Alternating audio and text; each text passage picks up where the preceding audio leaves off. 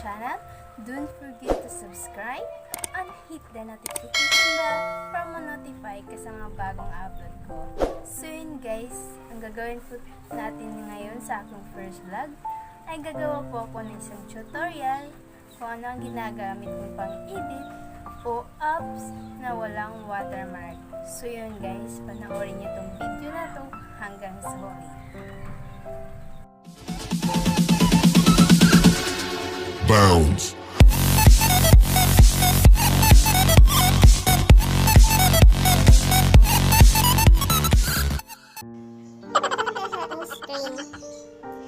Punta tayo sa Google.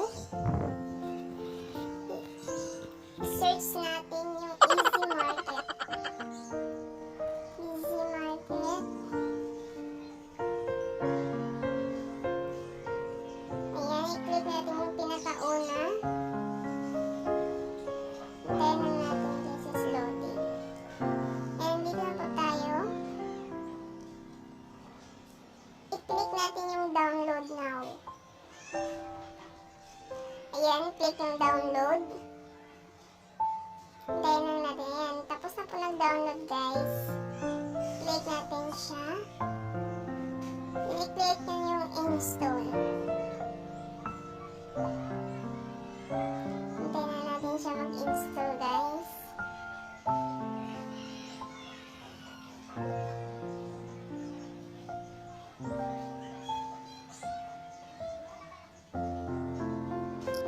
Tapos na po siya nag-install. I-click natin yung done.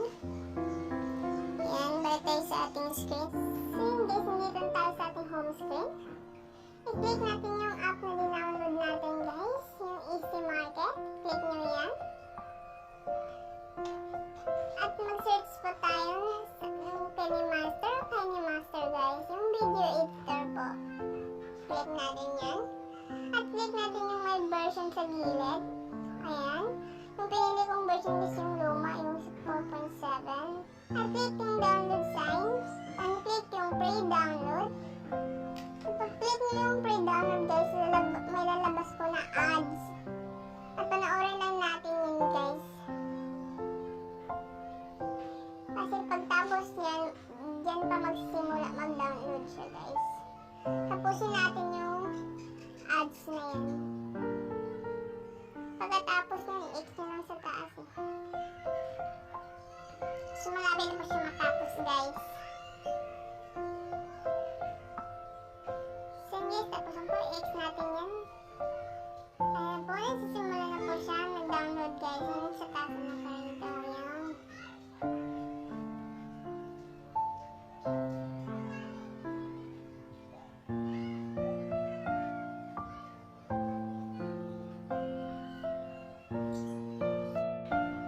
Hintayin nyo lang matapos guys. Mag-download. Tagal kasi ng download nyo.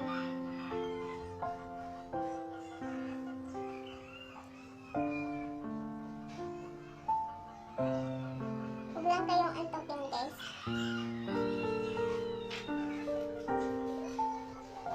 So guys, hanapin ko siya matapos. Ayan guys, tapos na po siya ng download. Click natin yung install.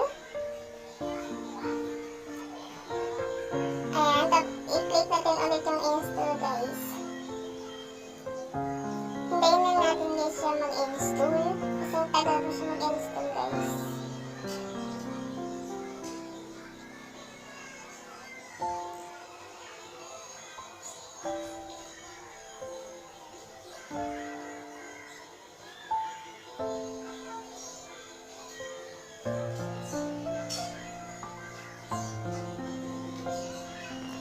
Tapos na po siya na-install. Click natin yung done. At balik tayo sa ating screen. Hanapin natin yung dinownload natin KINEMASTER. And dito po tayo sa KINEMASTER. Click natin yung allow. Ayan. Nilang-skip ko na po yung guys. And guys, nagawa po tayo ng empty project. Click natin yung plus. Click natin yung 16.9. And click natin yung video. Maghanap tayo ng video na ating ihalimbawa. And nakikita na ako guys. Ayan.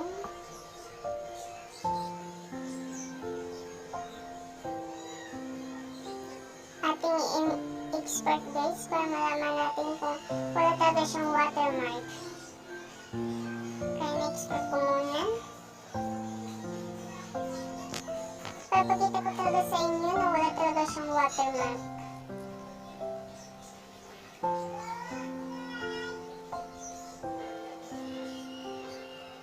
Guys, malapit na siya matapos.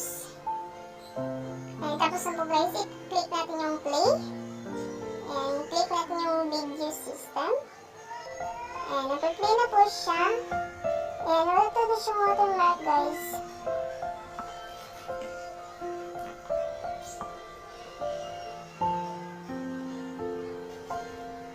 Di ba guys? Totoo talaga siya guys.